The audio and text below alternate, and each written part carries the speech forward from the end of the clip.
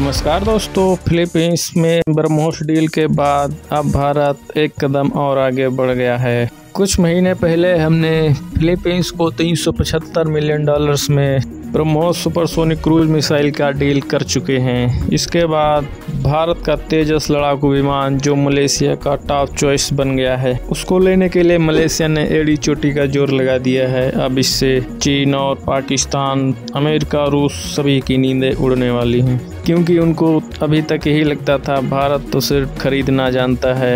यहाँ पर सबसे बड़ा झटका चीन को लगने वाला है, क्योंकि उसके पड़ोस में ही अब नया सुपर पावर तैयार हो रहा है, जिससे कि चीन की दादागिरी अब छोटे देशों पर नहीं चलने वाली। क्योंकि चीन को अभी तक लगता था केवल वही एशियाई देशों में राज करेगा, वही दूसरों की जरूरतों को पूरा कर सकता है। लेकिन भारत ने कह दिया है, भाई साहब अब आपका एक छत्र राज नहीं चलने वाला, क्योंकि आपके बगल में मैं भी बैठा हूँ। जब से तेजस मलेशिया का टॉप चॉइस बना है, तभी से चीन की नींदें हराम हो गई हैं।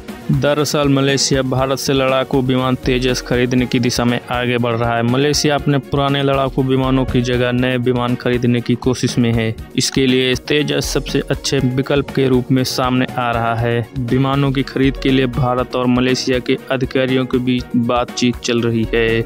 मलेशिया को लड़ाकू विमान बेचने की कोशिश करने वाला भारत अकेला देश नहीं है। चीन और रूस भी अपने विमान बेचने की कोशिश में है। भारत के तेजस का मुकाबला चीन के JF-17, साउथ कोरिया के FA-50, रूस के MiG-35 और Yak-130 से है। लेकिन इन सभी को पीछे छोड़ते हुए मलेशिया ने तेजस को टॉप चॉइस में रखा है। सभी लोग जानते हैं चीन का JF-17 किसी काम का नहीं है। चाइनीज सामानों की क्या कैपेबिलिटी है, ये दुनिया में किसी से छिपा नहीं है। इसीलिए मलेशिया भी चाहता है कि अपना इतना भारी भरकम बजट लगाने के बाद हम ऐसा विमान खरीदे जो हमारी जरूरतों को पूरा कर सके। उधर रूस युद्ध में फंसे होने के कारण कोई भी चीज अवेलेबल कराने में अभी असमर्थ है। दरअसल मलेशिया रूस से खरीदे गए MiG-29 और सुखोई 30 विमानों का उपयोग कर रहा है, जिसमें MiG-29 को रिप्लेस करना चाहता है। भारत मलेशिया को अच्छा पैकेज ऑफर दे रहा है। भारत का प्रस्ताव है कि अगर मलेशिया तेजस विमान खरीदता है तो वहां मेंटेनेंस, रिपेयर और ओवरहॉल की सुविधा उपलब्ध कराई जाएगी।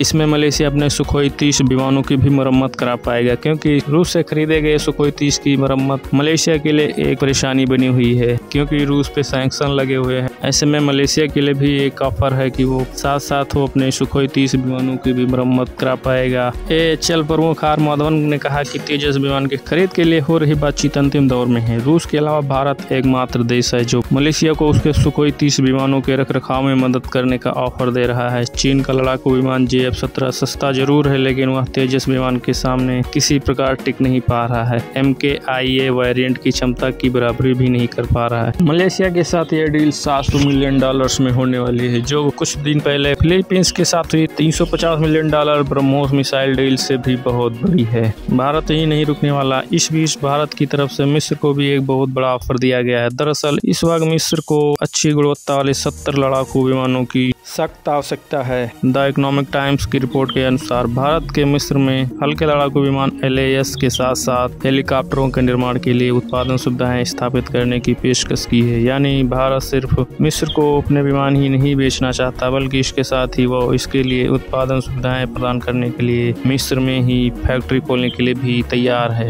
हिंदुस्तान एरोनॉटिक्स लिमिटेड HAL द्वारा मिस्र को दिया गया यह ऑफर दोनों देशों की बेहतरी के लिए है। वक्त बदलते देर नहीं लगती।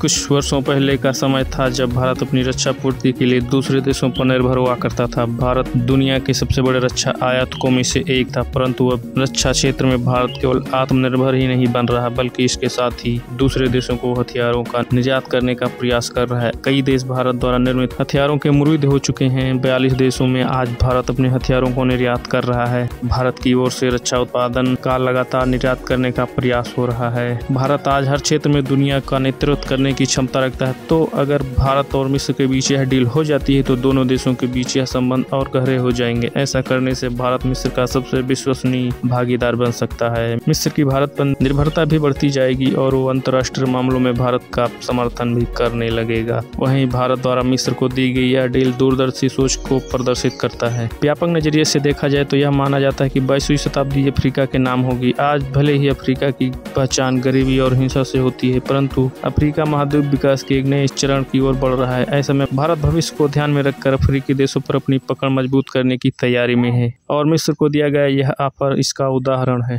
जय हिंद दोस्तों।